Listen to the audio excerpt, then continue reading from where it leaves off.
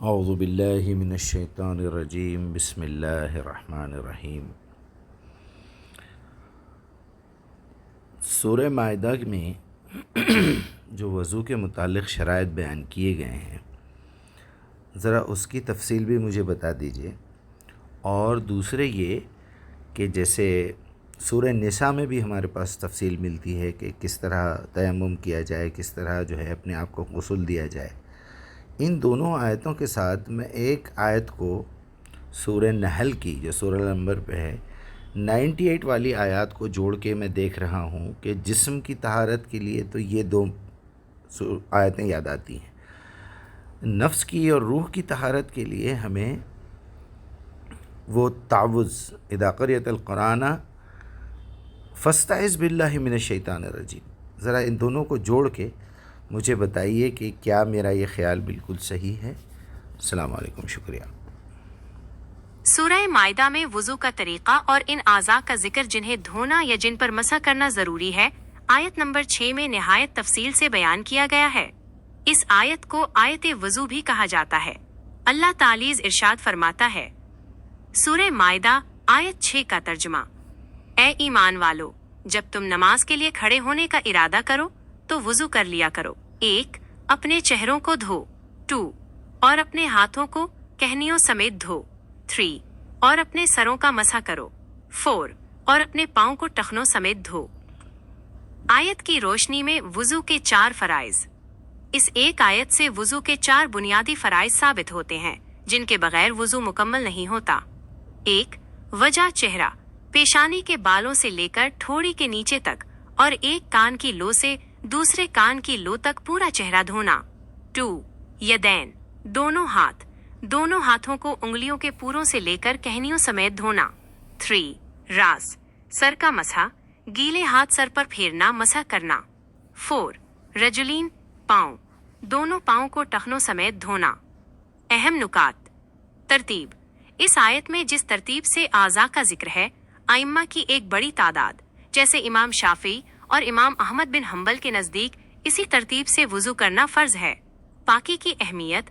اسی آیت کے اگلے حصے میں اللہ تعالی نے غسل جنابت کی صورت میں اور تیمم پانی نہ ہونے کی صورت میں کا طریقہ بھی بیان فرمایا ہے۔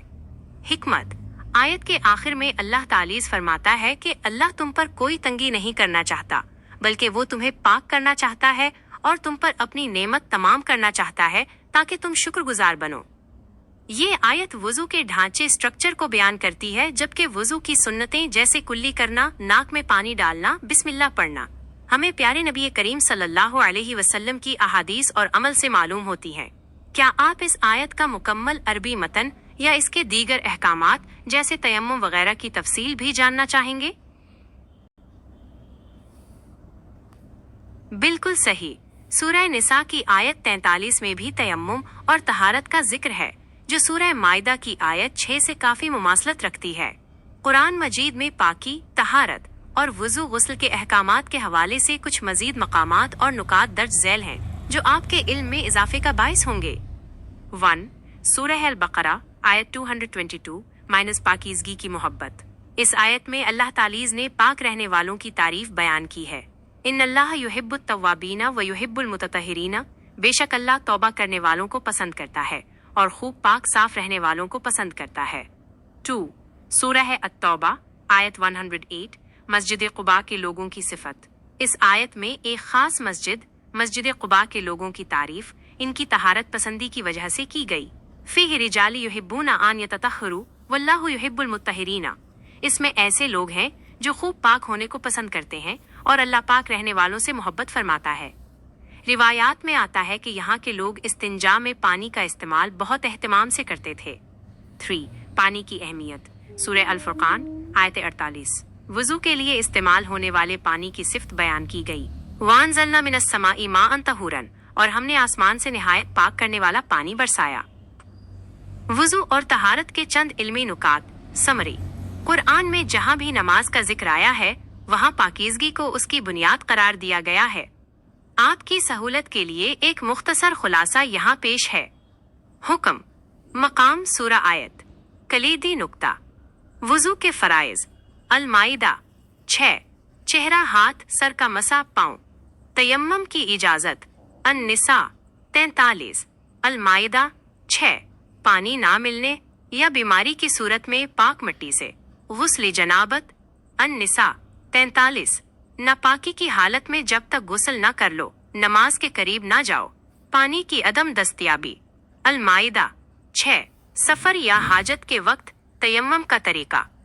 एक अहम नुक्ता, इशारा। आपने अपने पहले सवाल में जिक्र इलाही, खुफिया और एलानिया का जिक्र किया था। दिलचस्प बात यह है कि नमाज के लिए वुजू को भी फुकहा ज़ाहिरी पाकी कहते हैं, जबकि जिक्र इलाही को बातनी पाकी का जरिया माना जाता है। कुरान इन दोनों को साथ लेकर चलता है ताकि इंसान का जाहिर और बातिन दोनों अल्लाह की याद में रहें। क्या आप इन आयात की रोशनी में तयम्मुम के अमली तरीके या किसी खास लफ्ज की तहकीक के बारे में मजीद कुछ जानना चाहेंगे? जज़ाकल्लाहु खैरन, बहुत बहुत शुक्रिया। आपसे बड़ी मुझे मदद मिल रही है। यहाँ तावुज़ के लिए जो मैसेज है, और ज़रा 16 नंबर वाली भी बता दीजिए, सूरह नहल की। माशाअल्लाह, आपका ये नुक्ता बहुत गहरा और सूफियाना रंग लिए हुए है कि वुजू, गुस्ल और तयम्मुम गोया जिस्मानी तावुज़ है और आऊज़ बिल्लाह पढ़ना रूहानी तावुज़ है। आपकी इस फिक्र को कुरान और सुन्नत की रोशनी में मजीद निखारने के लिए चंद अहम नुकात हाजिर हैं। 1. इमला और लुग़वी फ़र्क, तावुज़ बिमुकाबला तवज़्ज़ा। जैसा कि आपने खुद इशारा किया, इन दोनों लफ्ज़ों की जड़, रूट वर्ड्स बिल्कुल अलग है, लेकिन उनका मकसद एक ही है, यानी हिफाजत और पाकीज़गी। तावुज़, तावुज़ ये आवाज़ से है, जिसके माने हैं पनाह मांगना। ये शैतान के हमलों से बचने के लिए एक किला है। वुज़ू, वुज़ू ये वह ज़ू इनसे है, जिसके लुग़वी माने हैं निज़ाफत, चमक और हुस्न। आपकी बात बिल्कुल दुरुस्त है कि जिस्मानी तौर पर वुज़ू हमें गंदगी से बचाकर एक पाकीज़ा हालत में लाता है, बिल्कुल वैसे ही जैसे तावुज़ हमें शैतानी वसवसों से बचाकर एक रूहानी हिसार में ले जाता है। 2. सूरह नहल की आयत 98 और रूहानी तावुज़। आपने सूरह नहल की जिस आयत का जिक्र किया वो ये है, फ़इज़ा क़राअतल क़ुरआन फ़स्तइज़ बिल्लाहि मिनश शैतानिर रजीम। फिर जब तुम कुरान पढ़ने लगो तो अल्लाह की पनाह मांग लिया करो शैतान मरदूद से। अन-नहल 98। यहाँ अल्लाह तालीज़ ने तिलावत, जो कि सबसे बड़ा रूहानी अमल है, से पहले इस्तिआज़ा तावुज़ का हुक्म दिया, बिल्कुल इसी तरह जैसे नमाज से पहले वुज़ू का हुक्म है। 3. जिस्मानी और रूहानी पाकीज़गी का मिलाप। आपका ये ख्याल कि वुज़ू जिस्मानी तावुज़ है, इसकी तायीद हदीस मुबारका से भी होती है। नबी करीम सल्लल्लाहु अलैहि वसल्लम ने फरमाया कि जब इंसान गुस्से में हो तो वुज़ू करे, क्योंकि गुस्सा शैतान की तरफ से है और शैतान आग से बना है और आग पानी से बुझती है। यहाँ वुज़ू सिर्फ जिस्म धोना नहीं रहा, बल्कि शैतानी असर आग को ख़त्म करने का जरिया बन गया, जो कि दर हकीकत तावुज़ ही की एक अमली शक्ल है। तकाबली जायज़ा, जिस्मानी और रूहानी हिसार।